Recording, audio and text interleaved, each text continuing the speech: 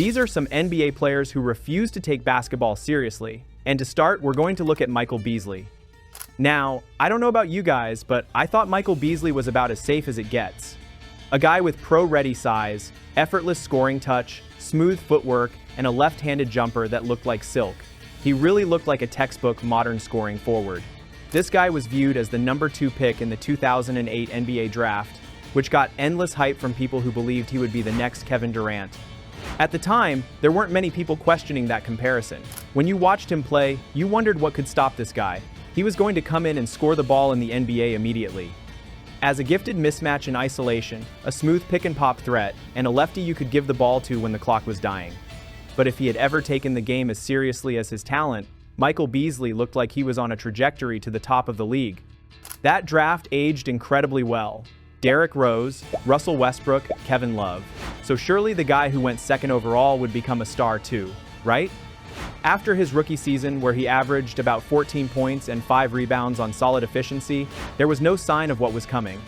Rose took the spotlight with his MVP-level potential, but Beasley looked like a future 20-point scorer. Under a veteran Miami Heat team alongside Dwayne Wade, he seemed like a long-term piece. But even early on, Beasley felt like a player yet to be unlocked. He had the talent. In a league that rewards players who can create their own shot, he was already elite. The only thing missing was the mindset, the seriousness, the commitment to the grind. In his 3rd season, he got the chance to prove it. Traded to Minnesota, Beasley had all the freedom in the world. A young roster, no pressure, and every green light imaginable. That should have been his moment. He even averaged nearly 20 points a game, dropping 30 on random nights like it was nothing. But consistency never came. For every 30-point explosion, there was a quiet 7-point night. Coaches began to notice something deeper, the lack of focus. Film sessions didn't stick. Defensive effort came and went. The maturity just wasn't there. It wasn't his talent holding him back. It was his seriousness. And when your career depends on what you do behind closed doors, that catches up fast. He bounced from team to team, Phoenix, back to Miami, the Lakers, and then overseas. Everywhere he went, the pattern was the same. One week he looked like a star, the next he was unplayable. He said the right things in interviews, but it never lasted. Even in China, where he became a fan favorite and dropped multiple 50-point games, including a 63-point performance for the Beijing Ducks, everyone knew that if he ever truly locked in, he could have been special. At his peak, he could go toe-to-toe with anyone. He could score over elite defenders, hit impossible shots, and make the game look effortless. But that was the problem. He relied on effortlessness instead of effort. Beasley's downfall wasn't skill, it was seriousness. He coasted on raw ability and never developed the habits that separate stars from stories. Looking back at his career, the trades, the short stints, the overseas breaks, it all makes sense. He didn't need to be a bad player, he just needed to care more. Michael Beasley had everything. He just didn't take basketball seriously enough to keep it. Zion Williamson is different because he didn't just stop improving. He lost control. He wasn't a bust, he was a ticking time bomb. He had one of the greatest rookie seasons we have ever seen. The dunks, the power, the charisma, he looked like a cheat code, but once the lights dimmed and the hard work started, he struggled to stay disciplined. The body, the habits, the focus, all disappeared. Zion didn't just refuse to take basketball seriously, he refused to take himself seriously. And it's crazy, because when he's locked in, he looks unstoppable. He jumps like he's powered by TNT, finishes through centers, and scores in the paint like few players in history. But that version of Zion rarely appears anymore. He's been in the league since 2019 and has already missed more games than he's played. Every summer, the same thing happens. Weight questions, effort questions, commitment questions. And every year, the same answers. He posts a workout clip, fans get their hopes up, and then it happens again. The absences, the excuses, the rumors. Even back at Duke, when his shoe exploded, you could see flashes of what was coming.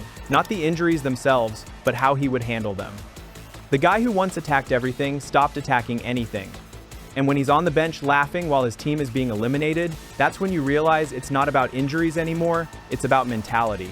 He's still one of the most naturally gifted players in the world, but he's treating basketball like it's a side job. You can't dominate the league when you can't dominate your habits. The Pelicans gave him everything.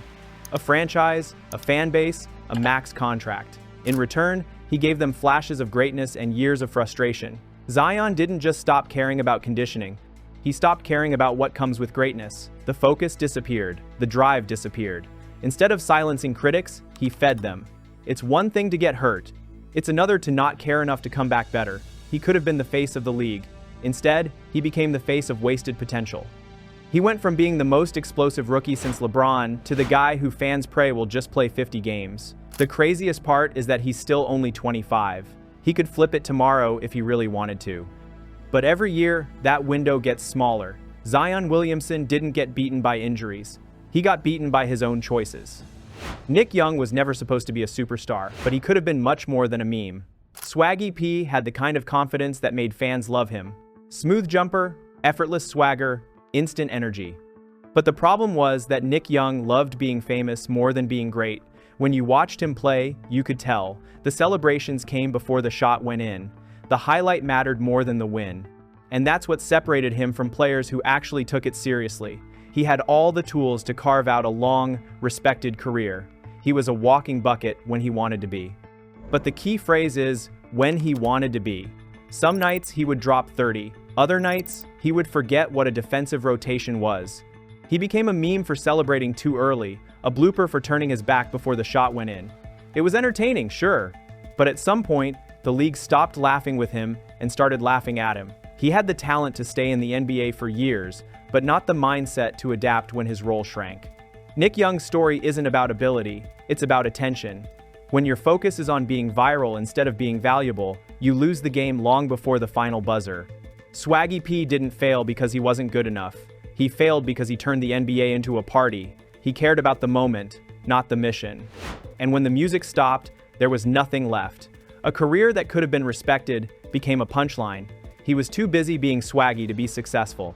The thing about Nick Young is that fans still loved him. His charisma made him unforgettable. He was funny, relatable, and human. You couldn't hate him, but you couldn't help wondering what he could have been if he treated the game with the same energy he gave the cameras.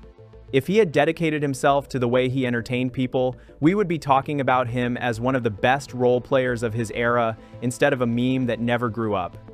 If that boy ever take it serious, he'd be great. But he was a clown then. Andrew Bynum might be the strangest case of all. Unlike most players who fail, he already had everything people dream of. Rings, money, all-star selections, a championship pedigree.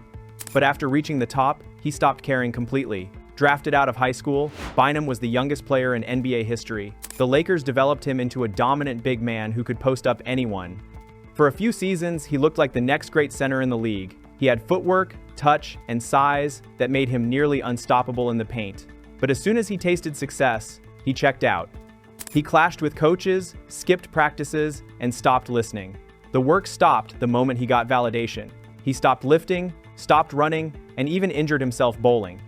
That's right, bowling. He was traded to Philadelphia and never played a single game for them. He grew his hair out in defiance, laughed through media days, and completely fell out of love with the sport. By age 26, he was effectively out of the league after short stints with Cleveland and Indiana. No slow decline, no devastating injury, just disinterest. Andrew Bynum was a champion who retired because he didn't feel like trying anymore, and that might be the most brutal fall of all. He proved you can have it all and still throw it away if you stop caring. The sad part is that his teammates saw it coming. Kobe Bryant called him out publicly for his lack of focus, saying that greatness isn't just talent, it's consistency. And when you can't bring effort every day, the game leaves you behind. Bynum didn't just walk away from basketball. Basketball walked away from him. Michael Beasley, Zion Williamson, Nick Young, Andrew Bynum, different players, same story. They had the talent, the body, the gifts, but they all refused to take basketball seriously. They had everything the rest of the world dreams about, and they treated it like it didn't matter. They showed flashes of greatness, but never respected what it takes to stay there. And that's the difference between talent and legacy. Talent gets you in the league. Discipline keeps you there. All four of them had the gift. But the truth is, talent fades fast when you refuse to take the game seriously.